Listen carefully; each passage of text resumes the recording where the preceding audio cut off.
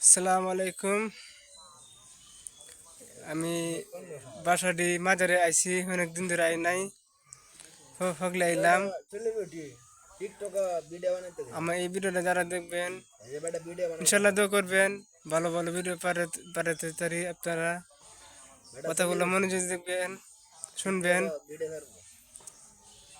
হঠাৎ করে যারা দেখবেন বুকের ব্যথা, এটা কোনো বুকে ব্যথা নেই, হাত দুর্বল,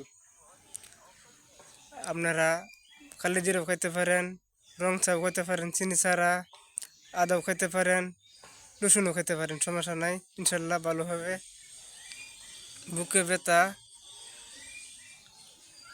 আর কলজা ব্যথা যেটা জলভরে করে, অল্প একটু লাল চিনি পানির সাথে গুলে খাবেন, ভালো হবে।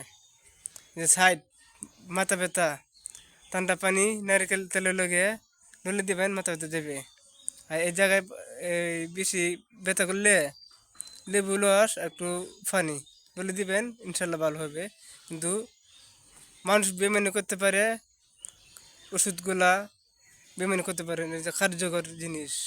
যদি ভালো লাগে একটু সাপোর্ট করবেন, আদৌ করবেন, ভালো ভালো ভিডিও পাঠাতে পারি আপনাদের জন্য।